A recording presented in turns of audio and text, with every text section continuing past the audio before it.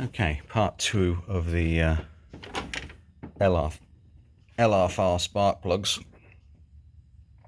You're going to have to disassemble the passenger side battery tray, just like I've done here, and to get to the plugs and access to the plugs down there. So literally, this is the bottom piece of that battery tray, and the cover, and another piece from the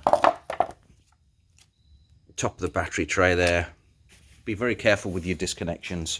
Oh, and that is the outside surround of the battery tray. I did break a tab there when I was pulling out the battery for, I don't know how the hell I did it, but these things are kind of weak, so I just bunged a screw in there I had a spare body screw, so I thought, you know what, let me put it in, at least that way it locks down then. But just be wary. Land Rover, in their infinite engineering wisdom, decides to attach a lot of things to the battery tray. And it's like, oh, I've got a connector here, what should we do? Oh, bung it on the battery tray. Oh, connect it to the battery tray. Well, where are we going to put that? Oh, stick it on the battery tray. You know, it's that kind of engineering that really pisses me off, actually. You know, bung it on the battery tray, stick it on the battery tray. Where are we going to put that? Oh, put it on the battery tray. You know, that's the kind of, hey, put it on battery tray. That'll do. Engineering that really fucked Land Rover over, as far as I'm concerned. And you don't find that with Toyota.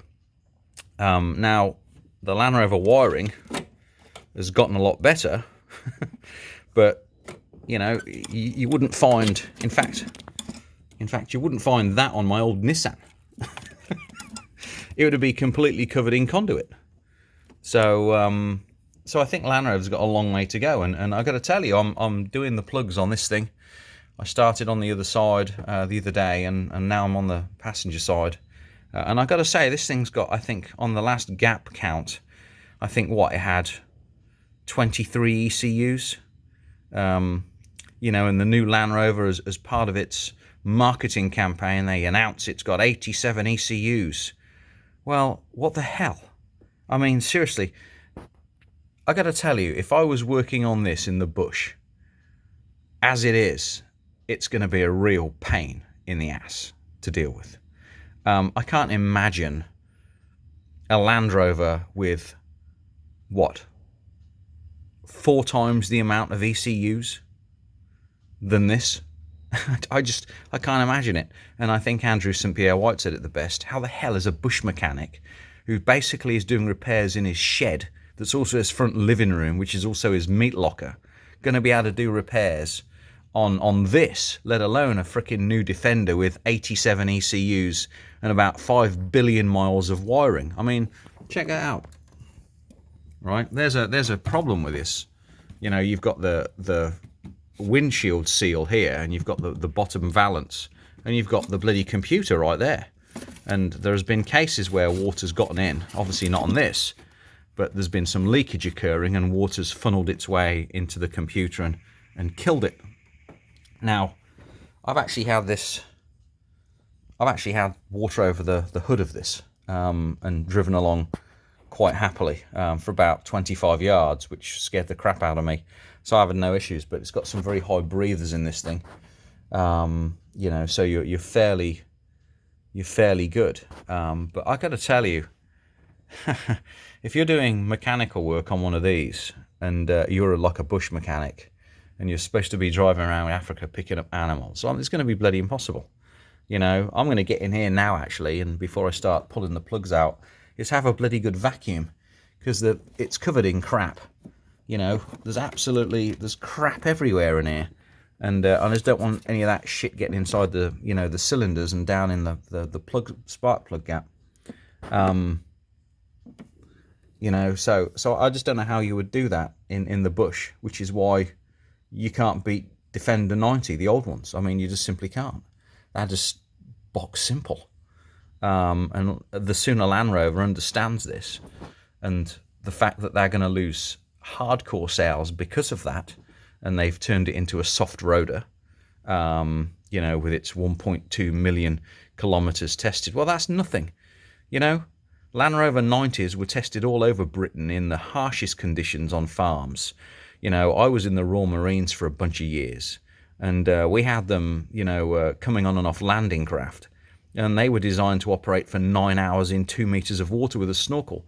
Those bloody things would run underwater for 9 hours, and that's what they were. That's what they were designed to do. I ain't seeing that with the new Defender 90. I'm sorry, it's more of a mole crawler that's got good capability, but the hardcore bare bones, chuck it in the back and carry 5 tons of cement and and stick your spare tires in there. It's not happening with the new Defender. And I got to say, even with the LR4 here, you know, you'd be hard pressed to do it with that. I mean, it's a great off-road car, and it's comfortable, and I just got back from a 300-mile trip last night where I'm cruising along at 95 miles an hour, and it does it comfortably. And then I can drive off-road and go down a track or take the dog in the woods or whatever, and it does it fantastically well. But hard off-road, it's not happening. And if you've got to maintain it in a harsh environment, it's just not happening. I'm sorry, it's just not happening. You know, Land Rover's got bugger all market saturation in those, you know, other countries like Africa than Toyota. I think, you know, let's take the United States. I think there are 175 Land Rover dealerships across the United States.